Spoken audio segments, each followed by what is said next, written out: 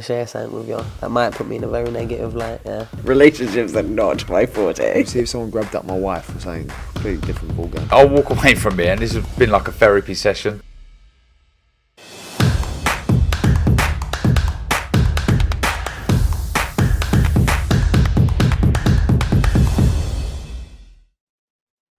Razabani for IFL TV, proudly sponsored by Everlast. With me on Zoom, the knowledge, Spencer Fearon. Spence, firstly, how are we doing? How's the family?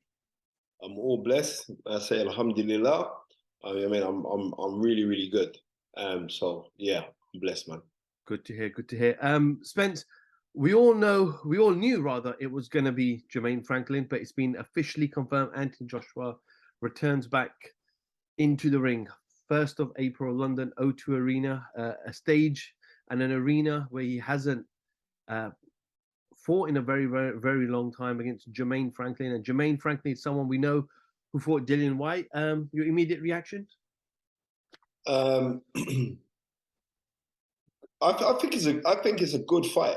Technically, it's a good fight. It's also a gauging fight. Big up to Anthony Joshua, who is now working with Derek James.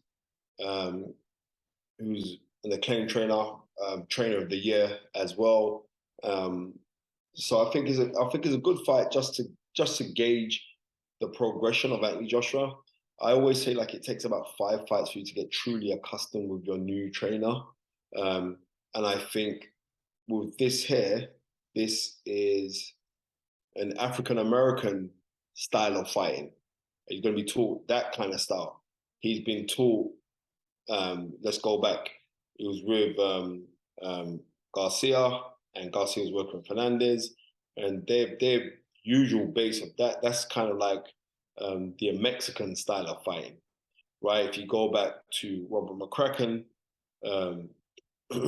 and Sims, that's more the European, British style of fighting. So it's an evolution. So he's gonna have to grow with that, the evolutionary change. So if he can do that and then most probably fit in, I think it's going to take a little while for him to fit into that, because he's going to be in a camp now where he's not the star boy, right? Financially, he's the star boy, but you're not the star boy when you got Errol Spence in there, you got Charlo in there, you got an undisputed champion inside that gym right now, and then also you have a unified champion inside that gym who holds 3 of the 4 major world title belts. You're not the star boy. So I think that's going to be kind of a good thing for Anthony Joshua, because he's not going to be model coddled anymore, right? And I know Derek James very well. We just phoned me just a minute ago. And it was when we had, myself and Tundi had Derek James on the Fighters Right. And we said, listen, how did you feel like Anthony Joshua didn't come to you? Because he went out to Texas, he went to everybody else, but he didn't go to Derek James. So Derek James felt a little bit aggrieved by it. But I think it was a simple schoolboy error, because I know AJ's team contacted Eddie Hearn and said, all right, then get us with Charlo's trainer. But remember, there's 2 Charlos, right? So one's trained with Ronnie Sills, and that's why Ronnie Sills was brought into the camp. But Ronnie Sills isn't that guy who's going to be really hard on you and when you're training, right? He's like that when come fight time, but inside the camp, he's not that guy. Derek James, he don't play, Derek James is a serious man. Right, ex-fighter himself. Derek James is a serious guy, very accomplished trainer, and I'm glad that he's getting his flowers now. And I think it's excellent that Anthony Joshua is there, just for the fact that iron sharpens iron. You're going to be around. Anthony Joshua, him being in the camp, Anthony Joshua was a star boy, right? He was a star boy that fundamentally got into boxing late. So your learning is going to be capped to a certain level. It's going to be capped. Now you're going to be in a gym where there's other guys around, and like I said, iron sharpens iron, and that will raise his game plan, I believe. Well, let's talk a little bit about Jermaine Franklin. Obviously, we know of him because of his fight with Dillian Whyte. People were split. Some said he had won the fight. Either way, it was a very close fight, Spence. But we saw him cause problems with Dillian. Can he cause problems to Anthony Joshua? How much of a risk is this for Anthony Joshua? He can cause problems to Anthony Joshua. I'm going to be real with you. This is not a foregone conclusion. But, and this is the but, depending on the mindset of Anthony Joshua, and it was me and you when they was talking about he should fight Fury. Remember? And I went out loud saying he should never fight Fury right now. He needs to recalibrate.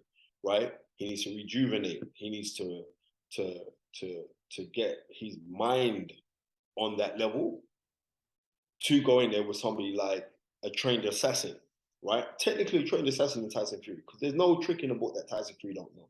And Tyson Fury even brings some of his own tricks, right? So no, I want him to rebuild. And this is the rebuilding. And not only that, I think by the aura of Anthony Joshua, he sat ringside and watched the Dillian Whyte fight and thought to himself, I'd knock out Dillian now, you know, right, on that performance. I believe that's what he thought. But because how amiably Franklin boxed, and many people did think he won, because I gave it to Dillian Whyte by 1 round, right? And I was trying my best. I big up Richard Boxing. I did the scoring up for Pitch Boxing, right, for their app, and it was a hard fight. It was a hard fight. So, and many people gave that fight to Franklin. I remember Curtis Woodhouse gave it to Franklin by about 2 rounds. All right, so it was one of those kind of fights, right? But I'm not making excuses for Dillian, but I know that he was going through personal things and tragedy of losing family members and stuff like that. So I'm not bringing an excuse, but I'm just saying those things did happen, right? And he was getting accustomed to a new trainer named Buddy McGirt. Anyway, that all done and said and done. Anthony Joshua most probably sat there and said, well, I'll knock out both of these brothers, right? And I also think it's a nice way to think, okay, then on behalf of Matchroom, you didn't get the win. You didn't get the win, but you're a recognizable name now because, you know, it caused contention and it split opinions about that fight with Dillian Whyte. And here you now have another bite at the cherry, which is a bigger bite at the cherry now. So your mouth has to be really wide and your teeth have to be very sharp to bite into that cherry because now you've got Anthony Joshua. Spence, coming off back-to-back losses now, how much pressure is there on Joshua that there is no other alternative but he has to win, or people will start questioning whether he has a future in the sport of boxing? If Anthony Joshua loses this fight here, he's done. Let's just be real. At world level, he's done. But if he was to lose, he'd still end up getting a Tyson Fury fight. He'll still end up getting a Deontay Wilder fight because he's Anthony Joshua. But realistically, the aura that he had, completely done. Styles do make fights, the old adage that is played out, but Styles really do make fights. Like A can beat B, B can beat C, but A can't beat C, right? It's one of those kind of things, right? This is boxing, right? I go historically and tell you, like, when certain guys fight certain guys, you know what I mean? George Foreman knocks out Ken Norton and Joe Frazier, right? Joe Frazier and Ken Norton both beat Ali, but Ali in October of '74 knocks out George Foreman. So it's one of those kind of things, how you want to gauge it and how you want to look at it. So Styles make fights. This is a decent fight. This is a good fight. I still see Anthony Joshua coming out victorious. And I think that we're going to see a more vicious and a more thoughtful and a more precise Anthony Joshua that we haven't seen in a long while. Because you could have done it against certain guys when he's on the come up. You know what I mean? An old Michael Sprott and those kind of guys. But I think Anthony Joshua is going to revert back to that Anthony Joshua, but we're going to see a little bit more in it. This is what I believe, right? I could be mistaken, but that's what I believe that we're going to see. I saw an interview today from Dominic Ingle. It was on Boxing King Media, and Dominic said that Anthony Joshua has already peaked. Mm-hmm. Billy Nelson did an interview on IFL TV, and he says Joshua has plateaued. He's almost just, as you plateaued, you know what plateaued means, but what do you make of those two statements from Billy Nelson and Dominic Ingle? They're entitled to their opinion, right? I ain't knocking Billy Nelson, right, to say that Anthony Joshua's peaked, because Billy Nelson could be correct in saying that he's peaked. Dominic Ingle could be correct in saying that he's peaked, right? How many fights did Dominic have? How many fights did Billy Nelson have? Okay, I rest my case. Do you get what I'm trying to say? And that's not me having a go at them. I'm just telling you, right? It's crazy how we're saying Anthony Joshua's peaked. He's peaked because he lost to Usyk, who historically is going to go down as an all-time great. Let's be real. Usyk's going to go down as an all-time great. Yeah, he came in second best against Andy Ruiz because he got caught. This is heavyweight boxing. You get caught with a guy and it could be done for you. And we're saying he's peaked. Has he physically peaked or has he mentally peaked? When we're talking about Anthony Joshua peaking, where has he peaked? Now I'm saying a change of environment. Yeah, you can rejuvenate cells by a change of environment, because we all knew what was going on when he was in the camp. Like Anthony Joshua was the boss. He doesn't go by his own admissions. He was the boss. You know what I mean? I speak regularly to Anthony Joshua, so I know certain things. So I'm saying, come out of the environment, the comfort zone of you being the boss. Come out of the comfort zone where you got all your little gas men around you. Now you're in America now. You ain't got no gas men around you, right? I think that we're going to see a more vicious Anthony Joshua. Reason why? Because even though Errol Spence doesn't talk the wicked talk and go on like a bad man, Errol Spence uses intimidation in fights. Reason why? Because every shot that Errol Spence throws at you, they're hard. He doesn't really tap and then throw a hard one, you know? Every shot's hard, right? And every shot is precise and crisp. Charlo is a different thing. Charlo is looking to intimidate you before you go into the ring, and when you're in the ring, and then even after a fight, they want to talk smack about it, right? So certain things are going to rub off where you're going to see like on certain mentalities, because people are going to look at Anthony Joshua and say, well, would you mollycoddle to a world title? If you go break it down, you say, oh, well, maybe he was mollycoddled. No, because there were still good fighters there that he beat. So I don't want to hear that he was mollycoddled on a way to get the, no, because he still beat certain guys and became heavyweight champion of the world and defended it multiple times. So give Anthony Joshua some credit for that. Because let me tell you this now, Anthony Joshua and every fighter in the UK right now, because of Anthony Joshua, he brought a lot of money into the game. And even down to like YouTubers, right, who don't know nothing about boxing, who weren't interested in boxing, who were guys who were talking about football, guys who were comedians, guys, all of a sudden now, because of that bubble that he brought, everyone jumped on that bubble. So let's not try gun Anthony Joshua, because Anthony Joshua done a good thing. Because what Anthony Joshua did was, because he wasn't the archetypal person that grew up in the game, who was around boxing since he was like 10, 11, 12 years old, was in it, was sticking up the Mike Tyson posters on his wall and those kind of things. He didn't grow up in boxing like that, right? On a difference, you have like someone like Tyson Fury, he did grow up in boxing like that, who had all the boxer collections on VHS, right? Right? Different. Now, so he's kind of playing catch up to try and say, well, let me become knowledgeable on this thing, or all the rest of it, and blah, blah. It don't matter. Can you fight? I believe that Anthony Joshua can fight. And I think this is a good fight to gauge it, and hopefully he can get through this fight, and then we can see him and Dillian Whyte.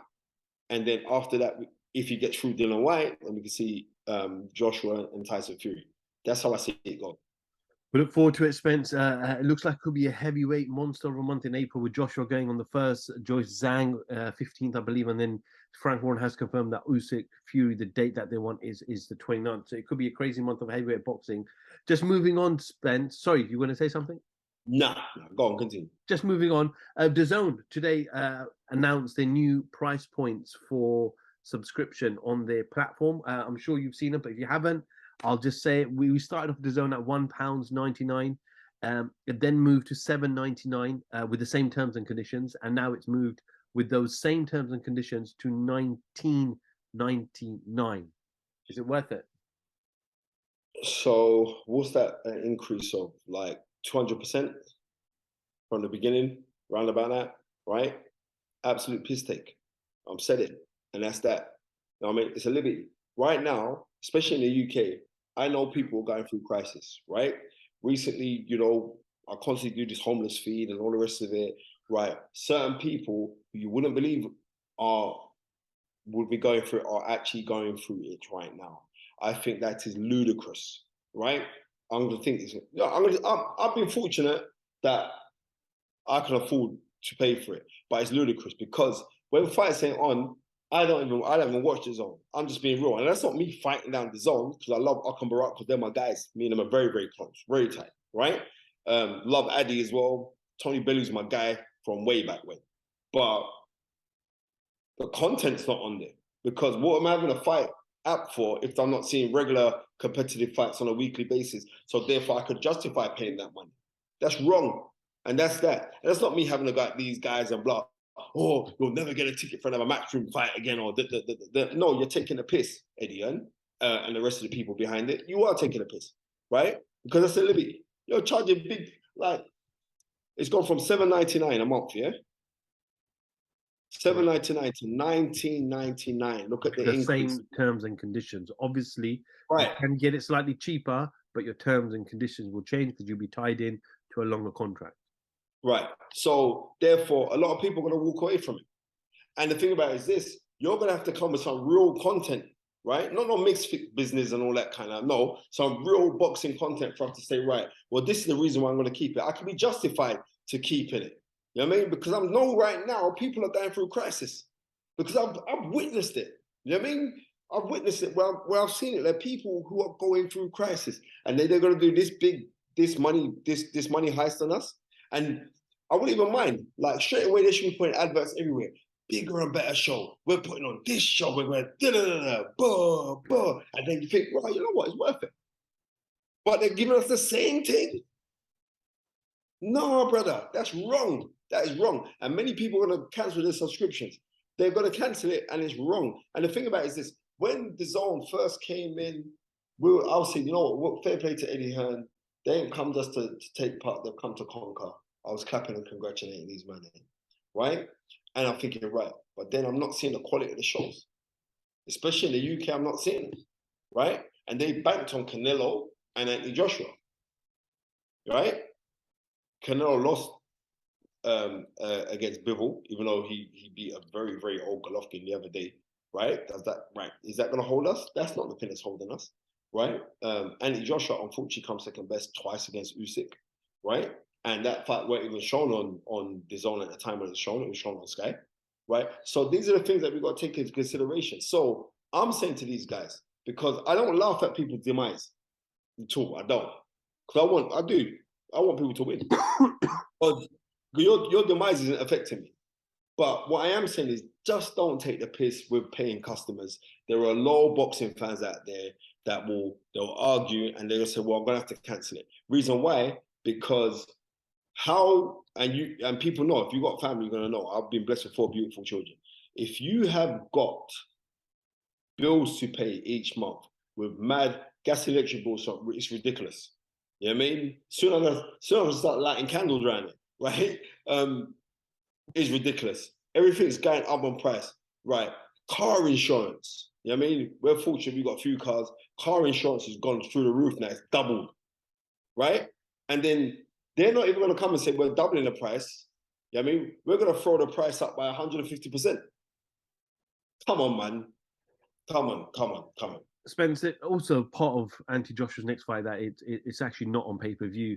But the reality is, it seems like they've dressed it up. It doesn't have to be on pay-per-view. If the Zona, we're paying $7.99 a month, and now they charge you $19.99 for the month, they don't need to put that fight on pay-per-view because effectively you're filling the gap of those fights. That's what you're doing. And that's a liberty. And I'm just being real. No, it's wrong. That's wrong. You know what I mean? Because I know there's people out there who are hardcore boxing fans, right? Who you're forcing people to illegally stream fights now. That's what you did. It's actually quite a strong statement and a valid statement. I've spoken to a number of my friends today as well, Spence. We've said almost the same thing as yourself. You know, it's a massive increase at difficult times when we're all struggling. Everyone is struggling in different ways, and it's going to leave us no alternative but to find other avenues to watch fights. Bruv, that's what I'm saying to you. Yeah, it's in my opinion, I just believe that's wrong, right? And that's not me not having nothing against none of them guys there, because everyone feels happy to hate on Eddie Hearn and all the rest of it. No, I'm not hating on you. I just think it's a piss take. Because originally when you first come, you said, well, pay-per-view's dead. Now we've got this own pay-per-view. You know what I mean? So what's going on there? You know what I mean? You know what? On certain things, it's like people can get away with. You could say something and it be untrue, or then you could say something. Your intentions are what they are at the time when you say them, but then you find out, whoa, we got to do a little bit of changing here, right? But this here now, everyone's laughing and calling it dead zone. They're laughing at. I told you, I don't laugh at people's demise. But by doing this move right now, unless you're not going to show us some big fights, you say, well, the next fight for Anthony Joshua is going to be free to air and it's going to be against Deontay Wilder, then maybe, just maybe, you can justify us paying that. Or maybe if you turn around and say, oh, well, Canelo's next fight is going to be against Beterbiev, right? Maybe, just maybe, you could say, you know what? boy, you know what? I'm going to pay this money a month time. But if you're giving us, I can't. You can't justify it. I'm sorry, you can't. It's wrong. Spencer Fearon, IFL TV. Thank you very much. Like, yeah. Relationships are not my forte. See if someone grabbed up my wife or something completely different ballgame. I'll walk away from it, and this has been like a therapy session.